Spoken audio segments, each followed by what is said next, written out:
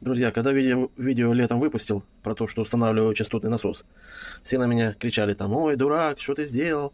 Поставь, вернее, то, что был. Если пересчитать, там пересчитывали на год, на два, на три.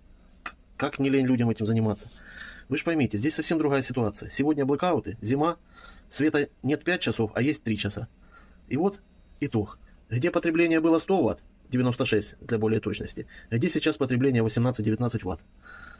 При этом бойлер у меня тоже стоит резистор, на котором можно регулировать. Я вот в половину поставил, и за это время успевает зарядиться и бойлер, и насос всегда работает. И хватает на все батареи и времени.